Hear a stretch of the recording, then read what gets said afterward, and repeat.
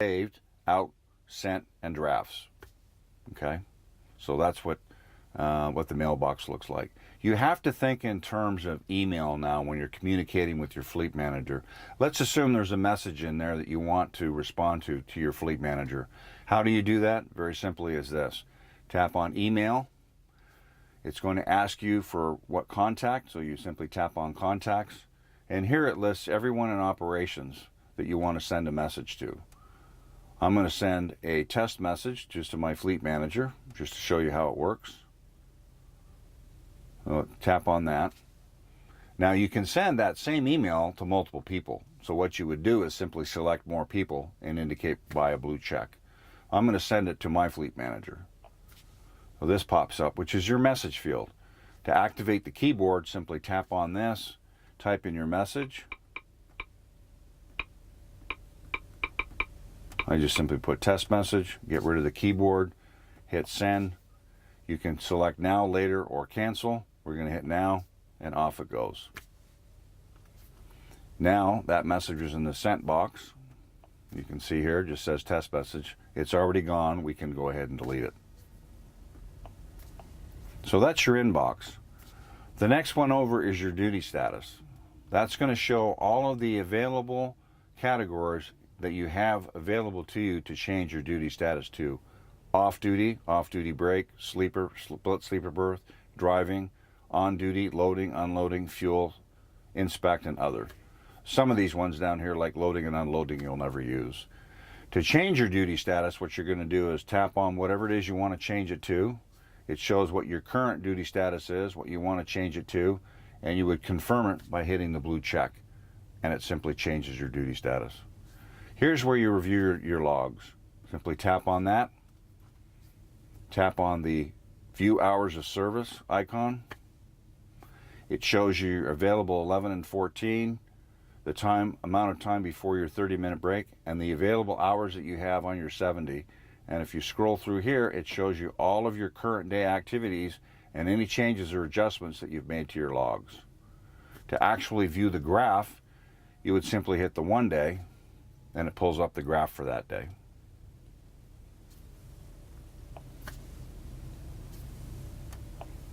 Okay, this here is to view your hours of service for Canada and the United States. Because PeopleNet's a smart device, it automatically defaults to the United States. If you want to change it to Canadian, you would simply tap that, and it asks you if you want to do that. The good thing about PeopleNet is that it's a smart device, so you don't have to change to Canadian hours of service when you get to the border. It's going to automatically do that for you. Naturally, before you cross over, you want to make sure you're legal in both directions, that you're legal coming back in the United States or legal going into Canada.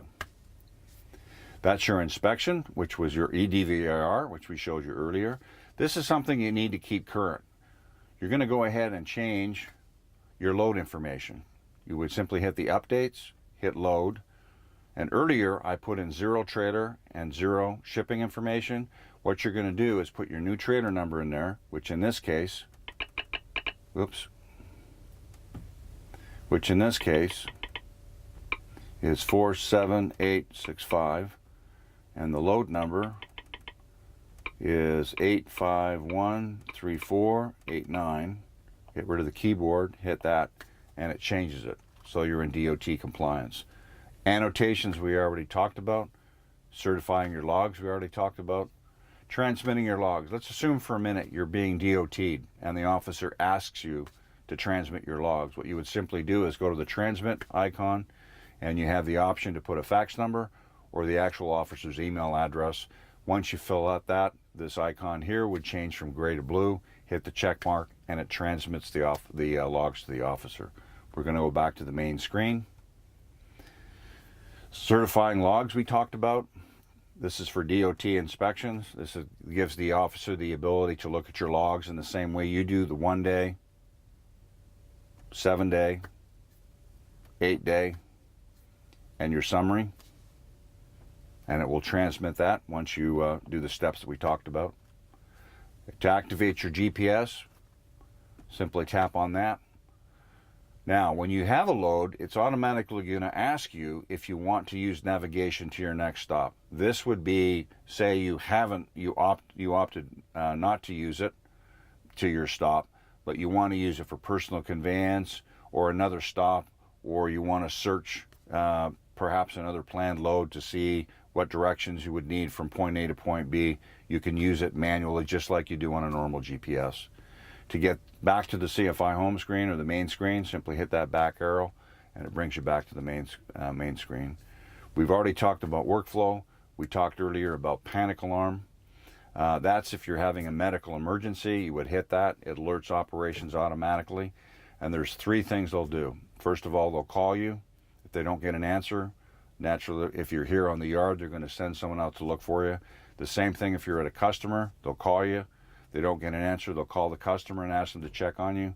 If not, if there's medical, if you're in medical emergency, say you're having a heart attack or what it may be, they would automatically send the necessary, ambulance and so on.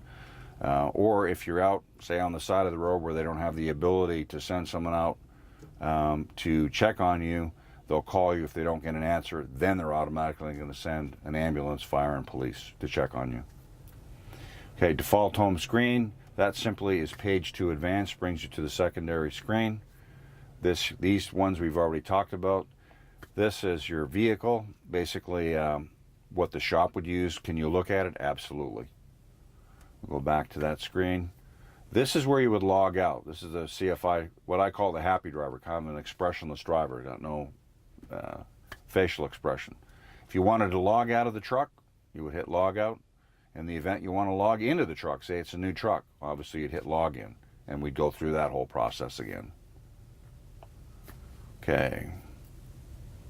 The record button is, say, if you're coming into stop traffic, you've got your 4-way flashers on, you've allowed enough safe space between you and the vehicle in front of you, you have the truck out of gear, you may have the brakes pulled and the truck turned off, and someone slams into the rear end of you, you'd want to hit the record button to show all of that activity captured to prove that that you were stopped, and obviously the other person hit you and you didn't hit them.